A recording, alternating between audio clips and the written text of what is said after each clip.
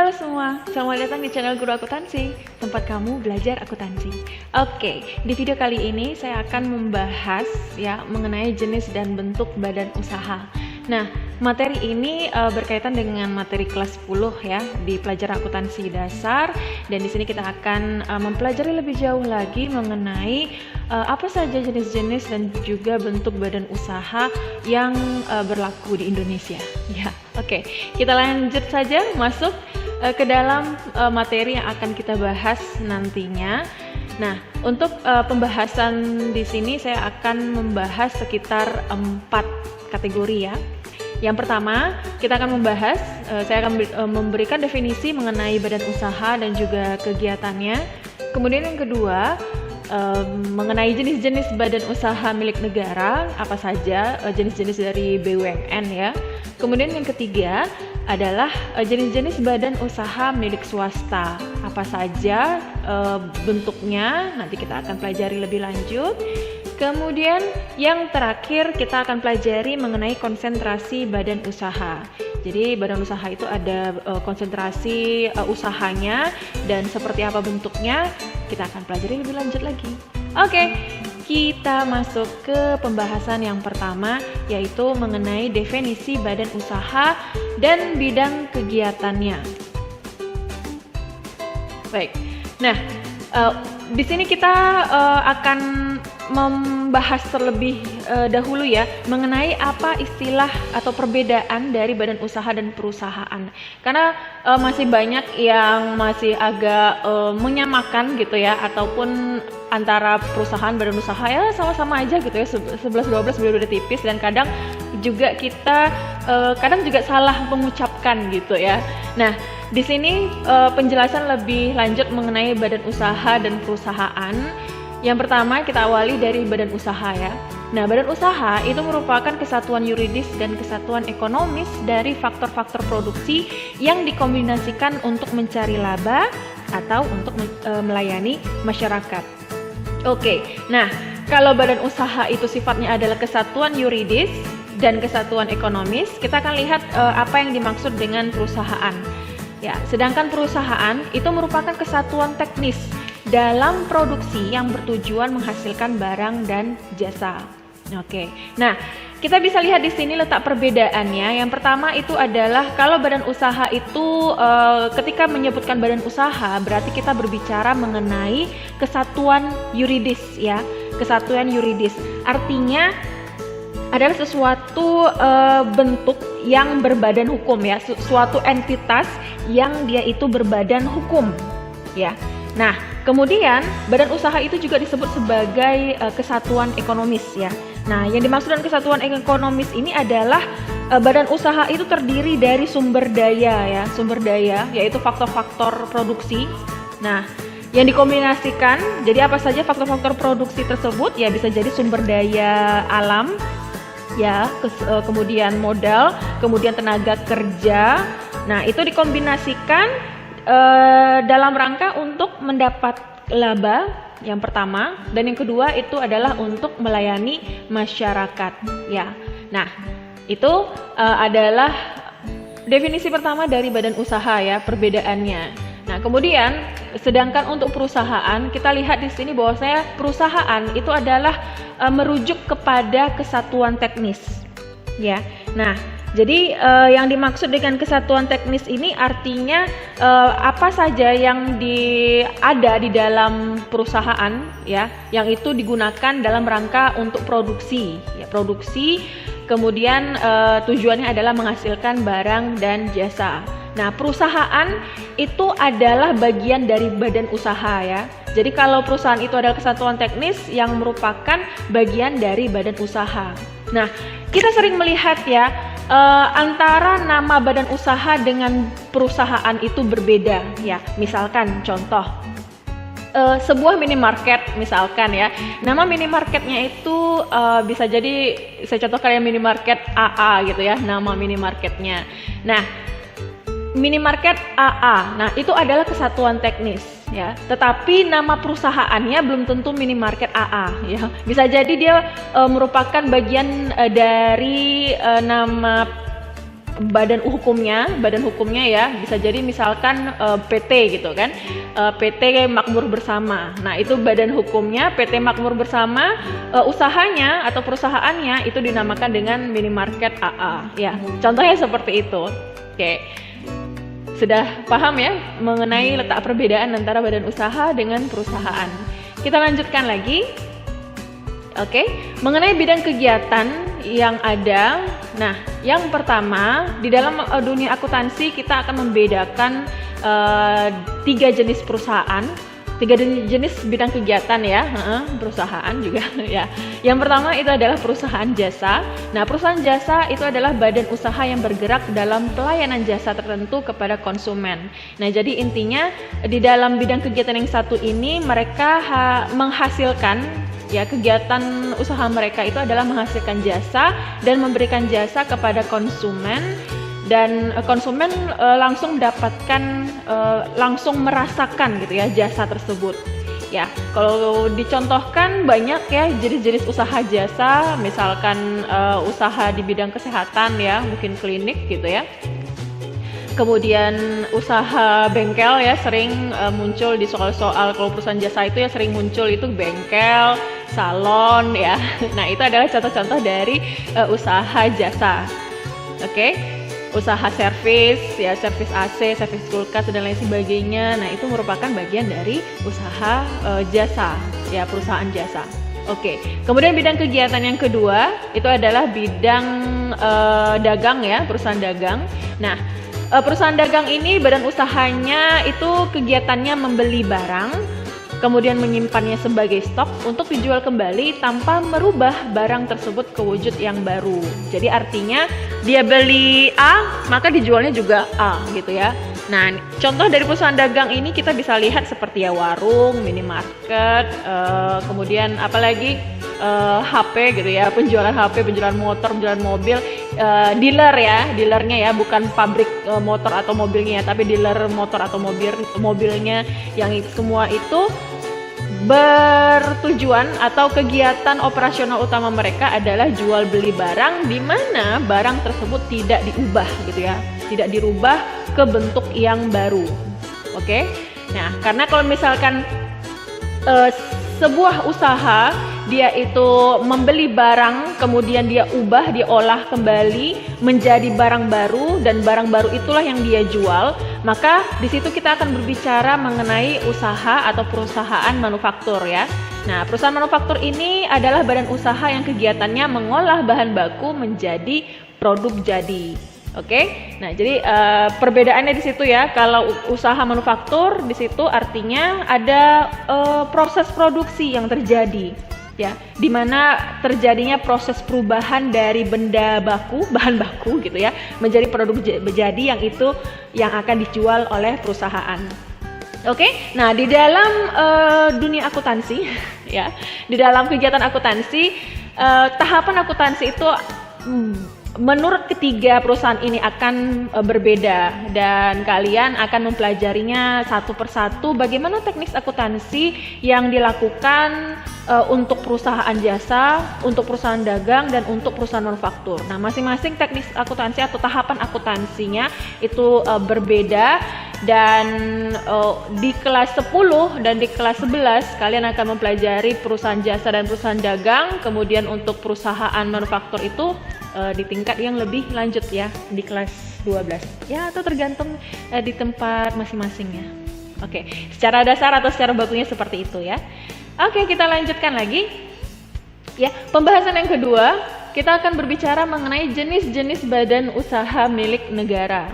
Oke, nah badan usaha milik negara di sini kita akan bedakan ke dalam dua bentuk badan usaha milik negara atau BUMN.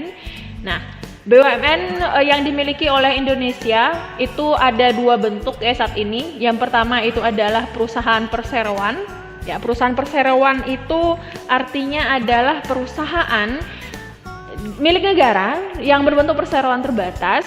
Kemudian di dalam akta pendirian persero, negara wajib memiliki sebanyak 51%, ya, minimal 51% saham, dan 49% sisanya merupakan swasta ya. Nah, jadi artinya di sini ada kerjasama ya antara pemerintah dengan pihak swasta di dalam pengelolaan pengelolaan perusahaan. Nah, jadi perusahaan perseroan kita bisa contohkan misalkan ya perusahaan perseroan yang ada di Indonesia itu seperti PT Pertamina ya. Pertamina termasuk ke dalam PT, kemudian PT PLN ya. Perusahaan listrik itu juga termasuk PT, kemudian untuk Garuda ya, Garuda juga termasuk ya PT ya, artinya ini adalah BUMN dan untuk menandai bahwasanya dia adalah BUMN dan bukan perseroan terbatas milik swasta, maka negara harus memiliki saham lebih banyak dari pihak swasta ya, untuk menandakan dia adalah sebuah BUMN dan bukan perseroan terbatas seperti halnya perusahaan swasta lainnya. Atau ya, oke. Nah, kemudian yang kedua itu adalah perusahaan umum ya. Perusahaan umum di sini adalah perusahaan milik negara yang bertujuan untuk melayani kepentingan umum meskipun tidak dilarang untuk mencari keuntungan. Akan tetapi, tujuan utama perum adalah mengutamakan kesejahteraan umum. Nah, jadi artinya kalau misalkan perusahaan umum ini memiliki keuntungan atau mendapatkan keuntungan, maka keuntungan tersebut akan diputar kembali untuk melayani masyarakat ya, atau kesejahteraan umum gitu. Nah, di sini kita bisa contohkan perusahaan umum. Contohnya seperti adalah perusahaan ini ya, Damri ya, atau perusahaan Trans ya, Transjakarta, Trans Batam ya. Kalau di sini di Batam, jadi ada perusahaan Trans Batam ya, harga ongkosnya murah. Ya, itu karena perusahaan ini adalah perusahaan yang didirikan oleh negara yang dimana digunakan untuk kesejahteraan umum ya. Nah, itu contohnya ya, contoh dari perusahaan umum. Ada lagi misalkan seperti perusahaan Jasa Tirta ya, atau perusahaan PDAM ya, perusahaan daerah milik air, untuk air.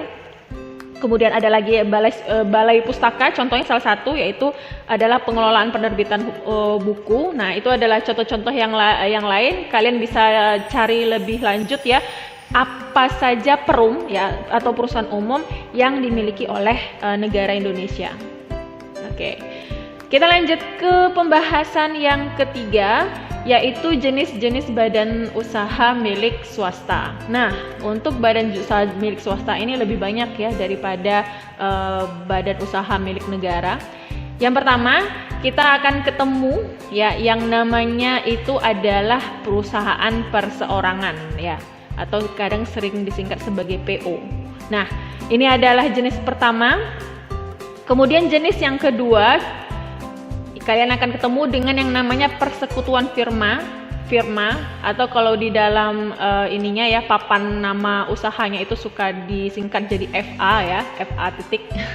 Ya. Kemudian yang ketiga itu adalah persekutuan komanditer atau CV ya, komanditer venture. Atau kalau kalian lihat ada papan nama bertuliskan CV ya, CV apa saja gitu ya. Nah, itu adalah badan usahanya berbentuk persekutuan komanditer. Kemudian yang kelima, ini adalah sesuatu yang sangat umum ya, sering kita dengar ya, dan pasti kalian juga sudah tahu, yaitu perseroan terbatas alias PT. Dan yang terakhir, badan hukum kelima ya, ini adalah koperasi. Jadi koperasi salah satu badan hukum milik swasta ya. Oke, kita bedah ya, atau kita lihat ini lebih lanjut lagi apa yang dimaksud dengan perusahaan perseorangan ya. Nah, perusahaan perseorangan itu adalah perusahaan yang dikelola oleh satu orang sehingga semua laba atau rugi yang didapat ditanggung oleh orang tersebut. Nah, perusahaan perorangan jarang memiliki badan hukum dan hanya sedikit ya yang memiliki badan hukum. Jadi perusahaan perseorangan atau perusahaan perorangan ini kalaupun dia sifatnya itu berizin, artinya berbadan hukum gitu ya. Nah, maka perusahaan ini akan atau harus memiliki yang namanya, pertama misalkan contoh tanda daftar usaha perdagangan gitu ya, atau TDUP, atau dia harus juga mengantongi yang namanya surat izin usaha perdagangan atau SIUP gitu. Jadi untuk menandakan bahwasanya dia adalah perusahaan perorangan yang berizin, artinya berbadan hukum gitu ya, dia setidaknya harus memiliki 2 izin ini ya, 2 perizinan, 2 surat yang harus dia kantongi. Nah, bisa saja tidak, perusahaan perorangan juga tidak memiliki badan hukum ya, dan ini lebih banyak sih sebenarnya. Kita bisa lihat contohnya, misal seperti pedagang kaki lima gitu ya. Pedagang kaki lima itu rata-rata itu tidak memiliki yang namanya surat-surat tadi gitu ya. Tetapi mereka berhak saja untuk berdiri berjualan ya, dan mereka tetap disebut sebagai perusahaan perorangan. Oke? Nah, itu yang pertama ya, usaha milik swasta. Kemudian kita kembali lagi, kita lihat yang kedua, yaitu adalah perusahaan firma. Nah, apakah perusahaan firma? Nah, perusahaan firma itu adalah persekutuan yang diadakan untuk menjalankan suatu perusahaan dengan memakai nama bersama. Setiap sekutu bertanggung jawab atas modal dan pengelolaan usaha ya. Apa sih yang dimaksud dengan sekutu? Sekutu ini adalah orang ya, maksudnya itu pihak yang individu gitu, yang mereka itu bergabung, kemudian mereka itu menyerahkan modal mereka masing-masing dan mereka mengelola usaha mereka secara bersama. Nah, kalau untuk firma, setiap sekutu ini memiliki tanggung jawab yang sama gitu ya. Artinya modalnya, dari sisi modalnya, dari sisi pengelolaan usahanya, itu mereka bertanggung jawab secara penuh ya. Nah, kalau misalkan untung ya maka mereka langsung dapat untungnya gitu. Kalau rugi ya mereka langsung dapat ruginya. Dan biasanya gitu ya, firma ini kekayaan pribadi dengan kekayaan usaha perusahaannya itu jarang terpisah atau jarang dipisahkan.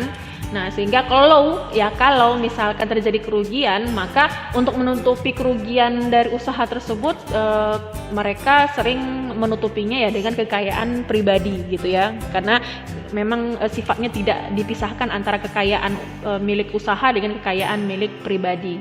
Oke, nah itu untuk firma. Ya, antara firma dengan komanditer ini hampir sama ya, dan kalian nanti akan bisa melihat di mana perbedaan antara persekutuan komanditer dengan persekutuan firma. Kita masuk ke ke komanditer ya, atau ke CV ya. Nah, CV ini juga sama ya, Komanditer Venture juga persekutuan yang didirikan oleh beberapa orang, dan setiap sekutu itu tidak memiliki tanggung jawab yang sama dalam pengelolaan usaha.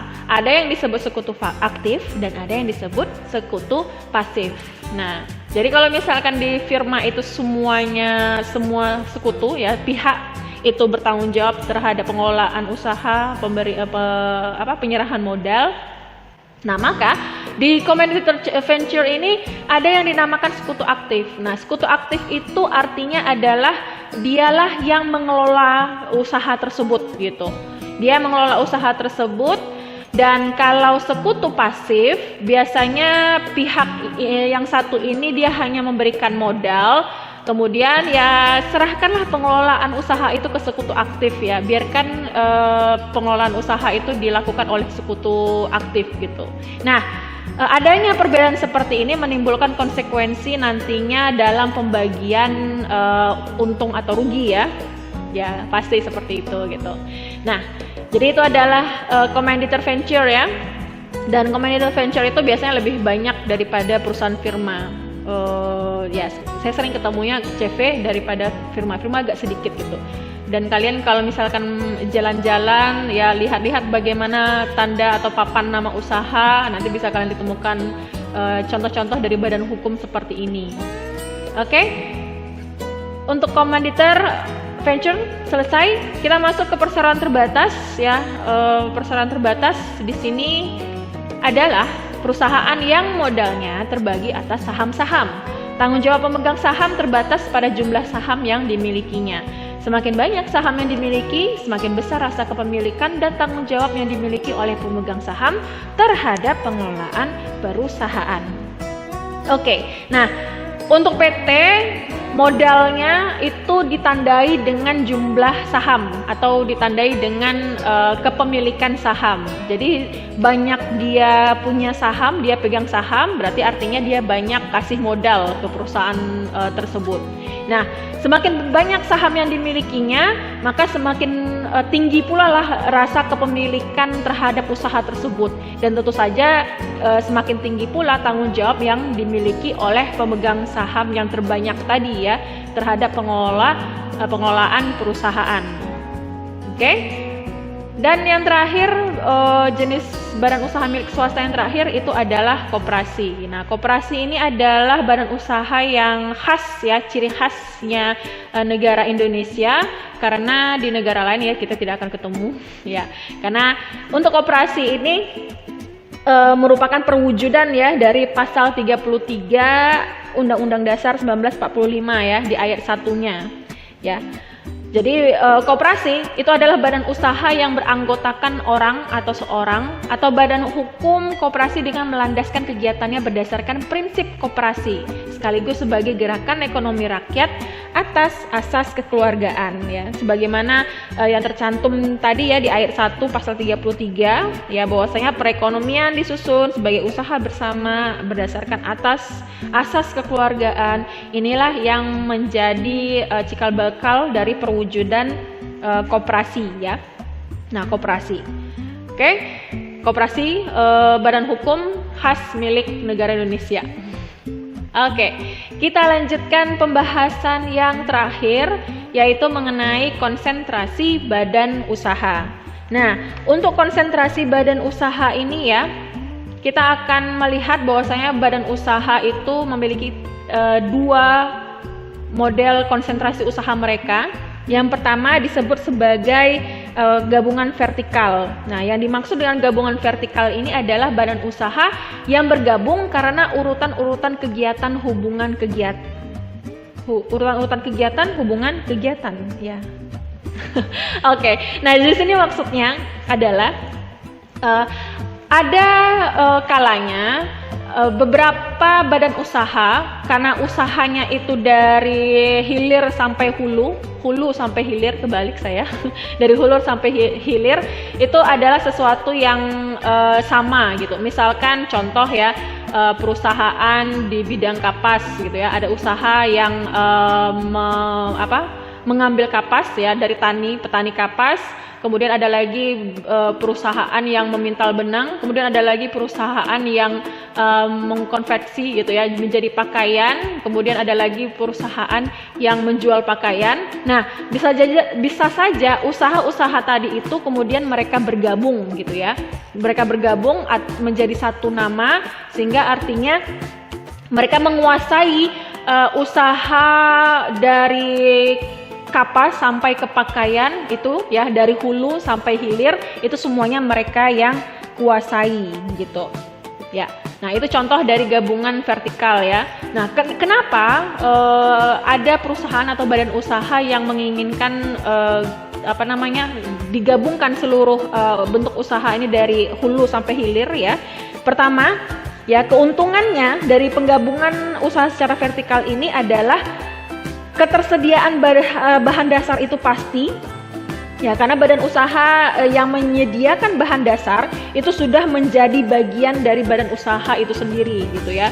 Jadi petani kapasnya, misalkan usaha yang mengambil kapas itu diambil atau menjadi bagian dari perusahaan yang lebih besar lagi, yaitu misalkan perusahaan tekstilnya. Nah, jadi kan perusahaan tekstil ini merasa akhirnya bahan dasar mereka yaitu kapas itu sudah pasti ya tersedia gitu. Nah, yang kedua, kenapa ada perusahaan ingin melakukan gabungan vertikal?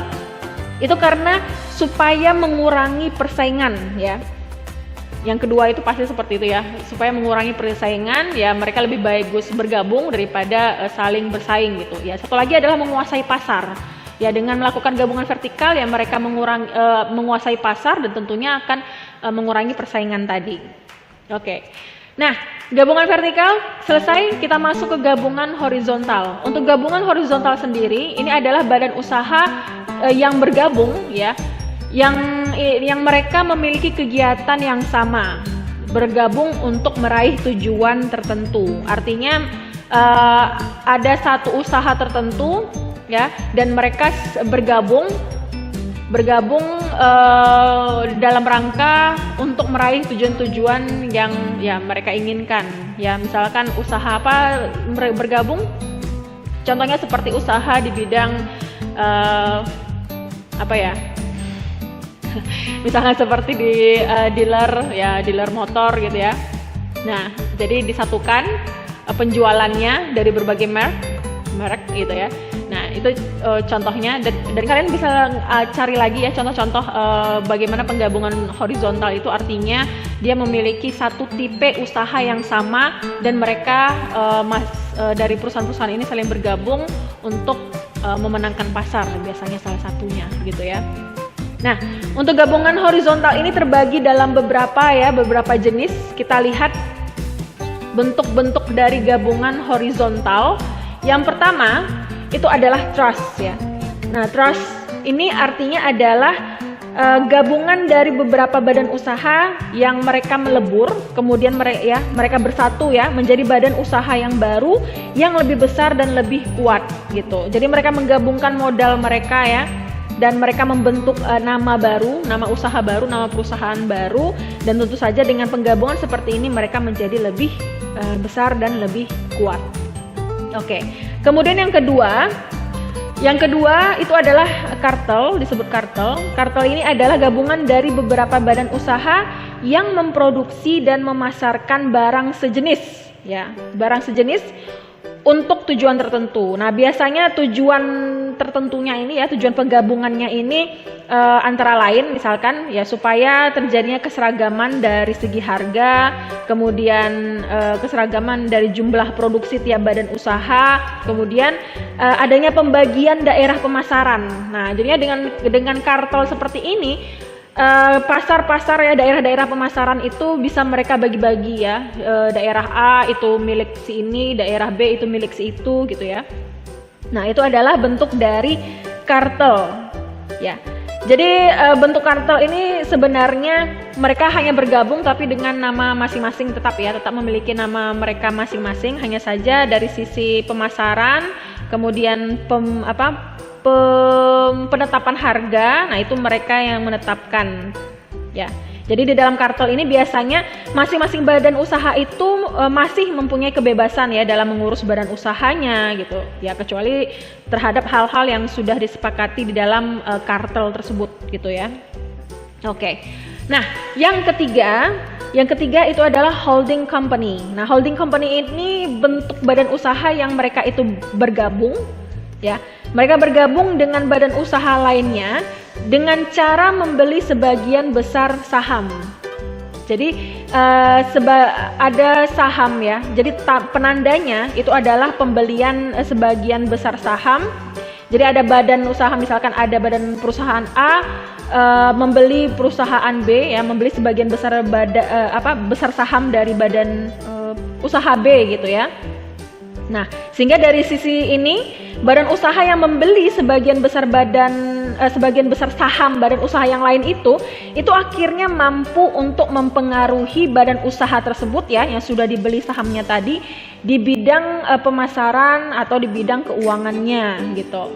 Ya, jadi dengan membeli saham ke badan usaha yang lain tadi ya, mereka mampu untuk mengendalikan perusahaan tersebut ya, itu disebut sebagai holding company ya. Oke. Nah, kemudian yang keempat itu ada concern ya. Concern ini adalah gabungan badan usaha yang mereka itu bertujuan untuk mengatasi masalah pembelanjaan. Oke. Nah, apa sih maksudnya gitu kan? Dari concern ini. Jadi concern ini biasanya itu didirikan oleh seseorang ya, dengan jalan membeli sejumlah besar saham-saham dari beberapa badan usaha gitu ya. Jadi ada seorang investor, dia membeli saham-saham dari beberapa badan usaha tadi ini ya, dan kemudian badan usaha tersebut menjadi pengendaliannya di bawah kendali investor tersebut gitu. Nah, contohnya ya, contoh dari concern ini biasanya seperti badan usaha tekstil ya. Badan usaha tekstil yang mereka kemudian menyepakati pembelian pewarna dalam partai besar ya, sehingga diperoleh potongan harga. Nah, jadi seperti itu bentuk dari concern. Oke. Yang kelima itu adalah joint venture. Nah, joint venture ini adalah semacam kerjasama ya. Kalau disebut bergabung mungkin tidak tepat ya istilah bergabung badan usaha tersebut, tapi mereka lebih tepatnya seperti bekerja sama ya. Mereka bekerja sama antara beberapa perusahaan dan biasanya ini antar negara ya, antar negara. Jadi beberapa negara itu mereka melakukan joint venture, bekerja sama dengan satu perusahaan ya untuk memperoleh kekuatan ekonomi gitu, sehingga memperoleh keuntungan bersama ya. Nah, misalkan contoh dari joint venture ini adalah perusahaan Astra Indonesia bergabung atau joint venture dengan Honda ya, Honda dari Jepang. Nah, itu contohnya ya. Atau misalkan seperti perusahaan usaha es krim ya, karena saya suka es krim gitu ya. Contohnya adalah Glico Jepang gabung dengan Wings Indonesia ya, jadilah Glico Wings ya. Nah, kemudian yang keenam itu adalah akuisisi. Akuisisi itu adalah salah satu praktik ekonomi yang biasanya dilakukan oleh pengusaha gitu ya. Nah, akuisisi ini artinya adalah tindakan pengambil alihan atau take over ya, kepemilikan dari suatu perusahaan melalui pembelian saham. Ya, sehingga perusahaan tersebut itu memiliki suara mayoritas. Suara mayoritas ya. Nah, akuisisi ini bisa atau dapat dilakukan secara internal ya, terhadap kelompok perusahaan sendiri, grupnya ya, atau misalkan secara eksternal ya, terhadap perusahaan yang lain. Nah, perusahaan yang diakuisisi itu biasanya perusahaannya itu sulit berkembang biasanya ya, perusahaan kecil yang sulit berkembang, sehingga lebih baik diakuisisi ya, dan bergabung dengan perusahaan yang konglomerasi yang lebih besar tadi gitu. Nah, dan yang ketujuh, kedua dari yang terakhir ya, adalah merger. Nah, merger ini adalah penggabungan beberapa PT, perseroan terbatas, itu membentuk perseroan baru ya, ke PT baru. Jadi dia membentuk nama baru. Misalkan kayak contohnya dulu seperti bank-bank ya.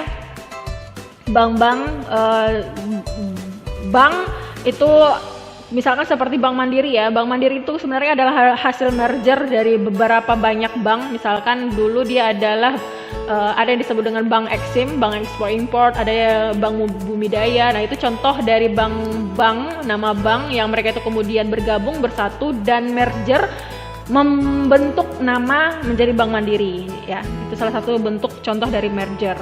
Dan yang terakhir adalah franchise ya. Nah, franchise ini adalah hak istimewa yang diterima oleh seseorang atau badan dari pihak lain untuk mengkomersialkan formula mereka, teknik dan produk tertentu.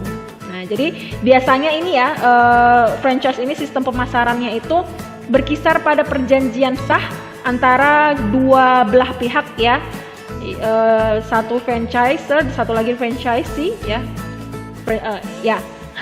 Franchisor itu adalah yang pemilik nama, franchisee itu adalah yang membeli namanya gitu ya. Dan itu mereka menjalankan bisnisnya, menjalankan bisnisnya gitu. Nah, contoh dari franchise ini kita bisa lihat misalkan seperti KFC, McDonald's, Pizza Hut ya, kemudian Indomaret, Alfamart. Nah, itu adalah salah satu contoh-contoh dari bentuk franchise yang terjadi di Indonesia. Oke. Sekian sampai di sini pembahasan video mengenai jenis-jenis dan bentuk badan usaha. Semoga kalian paham and see you on the next lesson. Bye bye.